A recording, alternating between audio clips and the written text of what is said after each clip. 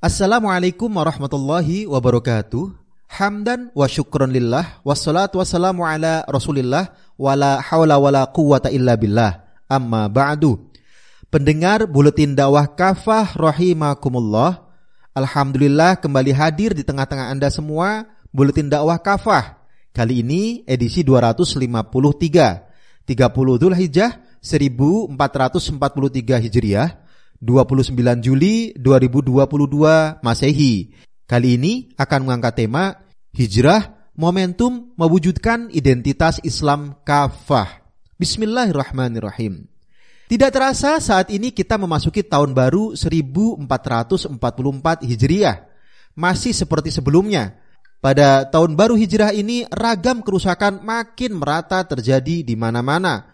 Krisis ekonomi membuat kehidupan di negeri ini makin terpuruk. Korupsi makin menjadi-jadi. Ragam penistaan terhadap Islam masih terjadi. Ketidakadilan hukum makin terang-terangan. Kerusakan moral para pemuda makin memuakkan. Karena itu, besar harapan dan keinginan umat agar momen tahun baru Hijrah ini dapat mengubah keadaan negeri ini menuju tatanan yang islami, yang diridhoi Allah Subhanahu wa Ta'ala. Spirit tahun baru Hijrah diharapkan bisa merasuk pada segenap jiwa kaum muslim di negeri ini, khususnya para pemudanya, agar mereka bangga dengan identitas keislamannya.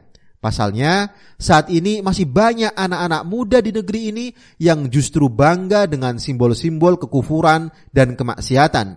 Merebaknya pengaruh Citayam Fashion Week adalah bukti betapa rapuhnya persoalan moral para pemuda di negeri ini. Belum lagi moral sebagian pemimpin yang rusak dan khianat. Pendengar rahimakumullah, perjuangan suci mendakwahkan Islam. Perjalanan hijrah Nabi SAW bersama para sahabat beliau dari Mekah ke Madinah disepakati sebagai awal penanggalan kalender hijrah atas usul Khalifah Umar bin Khattab radhiyallahu an. Hal ini dicatat oleh Ibnu Al-Jauzi dalam kitabnya Al-Muntadham fi Tarikhil Muluk wal Umam, jilid 4 halaman 227. Dengan menelaah sirah Nabi SAW, siapapun akan paham bahwa hijrah Nabi SAW dan para sahabat adalah peristiwa besar. Hijrah bahkan menjadi tonggak tegaknya Islam di muka bumi. Melalui hijrah, Islam menjadi kekuatan besar yang menebarkan rahmat ke seluruh umat manusia. Berbeda dengan sebelumnya. Selama 13 tahun di Mekah, dakwah Islam menemui kesukaran bahkan jalan buntu. Caci maki hingga penganiayaan dialami Rasulullah Shallallahu Alaihi Wasallam dan para sahabat. Hal ini yang sempat membuat Rasulullah Shallallahu Alaihi Wasallam berduka hingga turun ayat yang menghibur beliau. Dalam Quran surah Al-An'am ayat 34, A'udzubillahi minasyaitonirrajim. Bismillahirrahmanirrahim. Walaqad kudzibat rusulun min qablika fasabaru ala ma kudzibu wa udzu hatta atahum nasruna wala mubaddila likalimatillah walaqad ja'aka min naba'il mursalin. Sungguh telah didustakan pula para rasul sebelum kamu, lalu mereka bersabar atas pendustaan dan penganiayaan yang dilakukan terhadap mereka sampai datang pertolongan Allah kepada mereka. Tak ada seorang pun yang dapat mengubah kalimat-kalimat atau janji-janji Allah. Sungguh telah datang kepadamu sebagian dari berita para rasul itu. Imam Ibnu Katsir menerangkan, ayat ini merupakan hiburan bagi hati Nabi Muhammad SAW. Ungkapan dukungan kepada beliau dalam menghadapi orang-orang yang mendustakan beliau dari kalangan kaum beliau, serta perintah kepada beliau agar bersabar sebagaimana sikap sabar ulul azmi dari kalangan para rasul terdahulu. Ayat ini pun mengandung janji Allah kepada nabinya bahwa dia akan menolong dirinya sebagaimana dia telah menolong para rasul terdahulu. Kemudian mereka memperoleh kemenangan. Tafsir Ibnu Katsir jilid 3 halaman 252. Hijrah adalah pengorbanan. Selain harus menempuh perjalanan yang berat dan jarak lebih dari 400 km, kaum muslim menghadapi 2 ujian dalam berhijrah. Pertama, ujian keimanan. Mereka harus meninggalkan negeri asal mereka, meninggalkan harta benda, tempat tinggal, bahkan keluarga mereka. Mereka berpindah ke negeri yang di sana tak ada sanak kerabat. Mereka pun tidak dijanjikan akan mendapat tempat tinggal baru atau mata pencaharian baru sebagai ganti harta yang mereka tinggalkan. Hanya bermodalkan keyakinan pertolongan Allah Subhanahu wa taala mereka berhijrah. Allah Subhanahu wa taala pun memberikan pujian dan pahala berlimpah kepada kaum muhajirin. Dalam Quran surah Al-Hajj ayat 58, A'udzubillahi minasyaitonirrajim. Bismillahirrahmanirrahim. Walladzina hajaru fi sabilillahi thumma qutilu aw matu layarzuqannahumullahu rizqan hasana wa innallaha lahuwa khairur raziqin. Orang-orang yang berhijrah di jalan Allah, kemudian mereka dibunuh atau mati, benar-benar akan Allah beri rezeki yang baik atau surga. Sungguh Allah adalah sebaik-baik pemberi rezeki. Kedua, kaum muslim yang berhijrah juga menghadapi ujian pengorbanan dan penentangan dari kaumnya. Zainab binti Rasulullah sallallahu alaihi wasallam misalnya, ia harus rela berpisah dengan suaminya Abu Al-As bin Rabi yang masih musyrik dan menolak ikut berhijrah. Keluarga suaminya juga menghadang Zainab yang tengah hamil 4 bulan hingga dirinya terjatuh dan mengalami keguguran. Setelah pulih dari lukanya, Zainab kembali berangkat berhijrah meninggalkan suaminya. Sahabat lain, Suhaib Ar-Rumi radhiyallahu an, sebagaimana dikisahkan oleh Ibnu Katsir dalam tafsir Ibnu Katsir jilid 1 halaman 421, mengorbankan harta yang dia bawa dari rumahnya untuk diberikan kepada kaum musyrik yang menghadang dirinya di perjalanan ketimbang ia kembali ke Mekah. Setibanya di Madinah dan ia menceritakan peristiwa yang ia alami, termasuk harta yang ia berikan kepada para penghadangnya. Rasulullah sallallahu alaihi wasallam memuji dirinya. Beruntunglah perdagangan Suhaib. 2 kali pujian itu diulang Nabi sallallahu alaihi wasallam. Kemudian turunlah firman Allah Subhanahu wa taala dalam Quran surah Al-Baqarah ayat 207. A'udzubillahi minasyaitonirrajim. Bismillahirrahmanirrahim.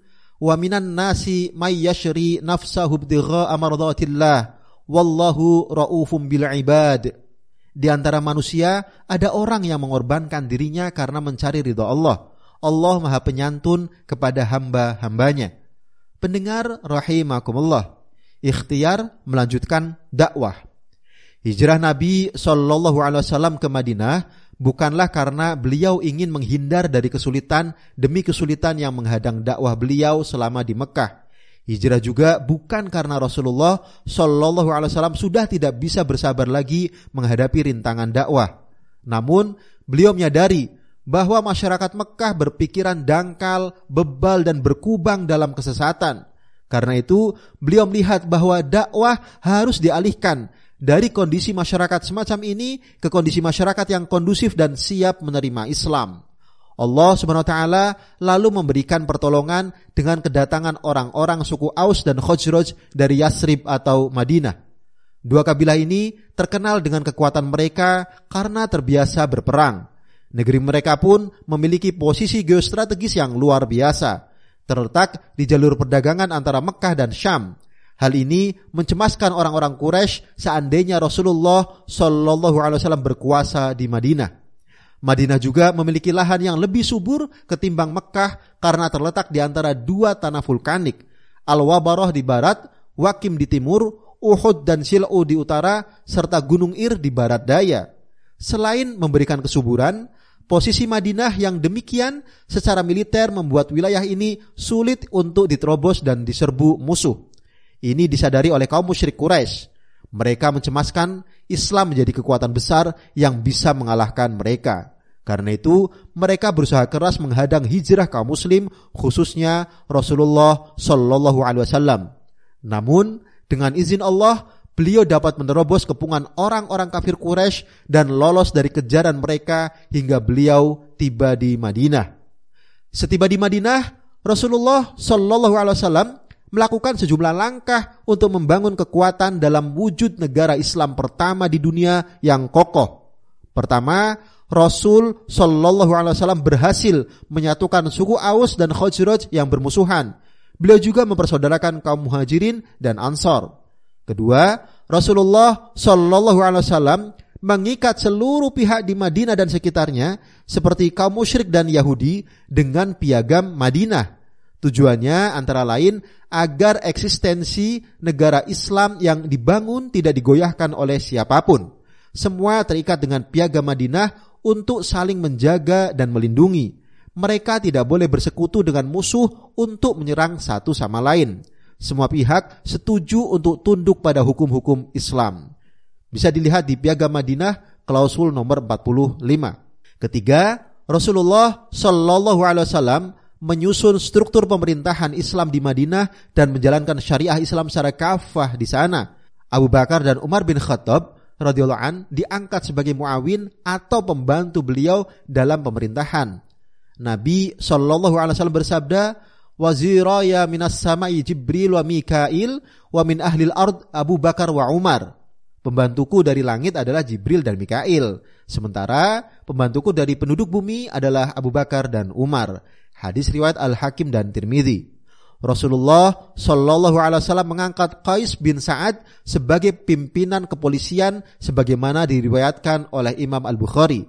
Beliau juga mengangkat sejumlah sahabat sebagai komandan pasukan untuk ekspedisi militer jihad fi sabilillah. Dakwah Islam dan jihad fi sabilillah pun dilakukan oleh Rasulullah Shallallahu Alaihi Wasallam selama hidup di Madinah. Beliau antara lain memimpin penaklukan Mekah pada tanggal 17 Ramadan 8 Hijriah dengan mengerahkan 10.000 tentara kaum muslim. Saat Rasulullah Shallallahu Alaihi Wasallam wafat, seluruh jazirah Arab telah masuk ke dalam kekuasaan kaum muslimin atau negara Islam. Ekspansi Islam ini diteruskan oleh Al-Khulafa Ar-Rasyidun, lalu oleh para khalifah berikutnya. Wahai kaum muslim, peristiwa hijrah telah memberikan keteladanan dan pelajaran penting betapa perubahan masyarakat menuju tatanan yang penuh rahmat dan keadilan tidak mungkin terjadi tanpa Islam. Umat ini harus bangga dengan keislaman mereka sebagaimana para sahabat Nabi Sallallahu Alaihi Wasallam. Dulu mereka rela berjuang mati-matian demi mempertahankan identitas keislaman mereka sebagai seorang muslim. Kaum muslim generasi awal telah mencontohkan bahwa kemenangan dan perubahan besar itu hanya bisa karena pengorbanan yang besar di jalan Allah. Semoga kita bisa mengikuti jejak mereka. Amin. Wallahu alam bissawab.